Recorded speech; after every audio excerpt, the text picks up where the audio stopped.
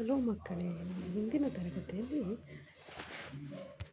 ಕನ್ನಡಮ್ಮನ ಹರಕೆ ಪದ್ಯವನ್ನು ಓದ್ವಿ. ಅದರ ಅರ್ಥಗಳನ್ನು ತಿಳ್ಕೊಂಡ್ವಿ.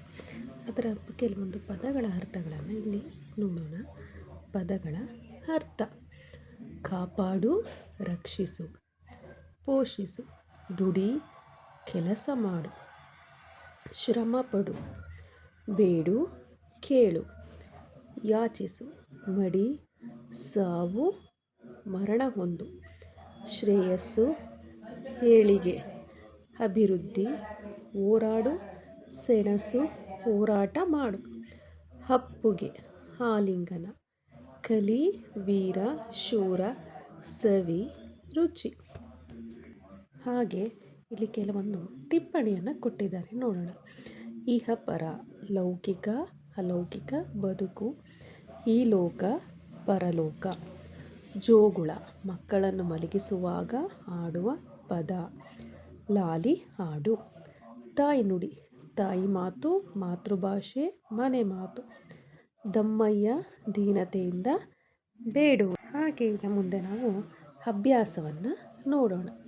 ಒಂದೊಂದು ವಾಕ್ಯದಲ್ಲಿ ಉತ್ತರ ಬರೆಯಿರಿ. ಕನ್ನಡದ ಕಂದ ಯಾವುದಕ್ಕಾಗಿ ಹೋರಾಡಬೇಕು? ಕನ್ನಡದ ಕಂದ ಕನ್ನಡಕ್ಕಾಗಿ ಹೋರಾಡಬೇಕು. ಕನ್ನಡವನ್ನು ಮರೆತರೆ ಯಾರನ್ನು ಮರೆತಂತೆ? ಕನ್ನಡವನ್ನು ಮರೆತರೆ ಕನ್ನಡ ತಾಯಿಯನ್ನು ಮರೆತಂತೆ. ಕನ್ನಡದ ಕಂದ ಯಾವುದನ್ನು ಮರೆಯಬಾರದು? ಕನ್ನಡದ ಕಂದ ಕನ್ನಡದ ಹರಕೆಯನ್ನು ಮರೆಯಬಾರದು. ಕನ್ನಡ ನುಡಿಯ ಸೊಗಸನ್ನು ಯಾವುದಕ್ಕೆ ಹೋಲಿಸಲಾಗಿದೆ? ಕನ್ನಡ ನುಡಿಯ ಸೊಗಸನ್ನು ತಾಯಿಯ ಅಪ್ಪುಗೆಗೆ ಹೋಲಿಸಲಾಗಿದೆ. ಮುಂದೆ ಇಲ್ಲಿ ಬಿಟ್ಟ ಸ್ಥಳ ಕೊಟ್ಟಿದ್ದಾರೆ, ಅದಕ್ಕೆ 4 ಆಪ್ಷನ್ಸ್ ಕೊಟ್ಟಿದ್ದಾರೆ. ಸರಿಯಾದ ಉತ್ತರವನ್ನು ಆರಿಸಿ ಬರೆಯಬೇಕು. ಕನ್ನಡಕ್ಕೆ ಹೋರಾಡು ಕನ್ನಡದ.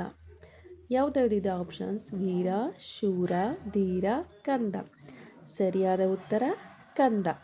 ಕನ್ನಡಕ್ಕೆ ಹೋರಾಡು ಕನ್ನಡದ ಕಂದ. ಮರೆತೆಯಾದರೆ ಡ್ಯಾಶ್ ಮರೆತಂತೆ ನನ್ನ. ದಮ್ಮಯ್ಯ, ಅಯ್ಯೋ, ಕಂದಯ್ಯ, ನನ್ನ. ಮರೆತೆಯಾದರೆ ಅಯ್ಯೋ ಮರೆತಂತೆ ನನ್ನ. ಮೊಲೆಯ ಹಾಲೆಂತಂತೆ ಡ್ಯಾಶ್ ಬಾಯಿಗೆ. ಹೆಜ್ಜೇನು, ಕಿರುಜೇನು, ಸವಿಜೇನು, ಆಲ್ಜೇನು. ಮೊಲೆಯ ಹಾಲೆಂತಂತೆ ಸವಿಜೇನು ಬಾಯಿಗೆ.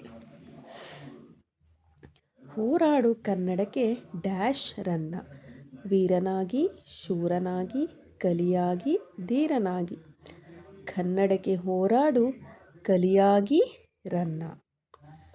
ಮುಂದೆ ಬಿಟ್ಟ ಸ್ಥಳಗಳನ್ನು ಬರೀಬೇಕು. ಪದ್ಯದಲ್ಲಿ ಬಿಟ್ಟಿರುವ ಮುಂದಿನ ಸಾಲುಗಳನ್ನು ಬರೆಯಿರಿ. ದಮ್ಮಯ್ಯ ಕಂದಯ್ಯ ಬೇಡುವೆನು ನಿನ್ನ, ಕನ್ನಡಮ್ಮನ ಹರಕೆ ಮರೆಯದಿರು ಚಿನ್ನ. ಮರೆತೆಯಾದರೆ ಅಯ್ಯೋ ಮರೆತಂತೆ ನನ್ನ, ಹೋರಾಡು ಕನ್ನಡಕ್ಕೆ ಕಲಿಯಾಗಿ ರನ್ನ. ಈ ಪದ್ಯದ ಮೂಲಕ ನಾವು ತಿಳಿದುಕೊಳ್ಳೋದೆಂದರೆ ಏನಂದರೆ, ನಮ್ಮ ಭಾಷೆ ಕನ್ನಡವನ್ನು ಉಳಿಸಿ ಬೆಳೆಸಬೇಕು. ಜೈ ಕರ್ನಾಟಕ ಮಾತೆ.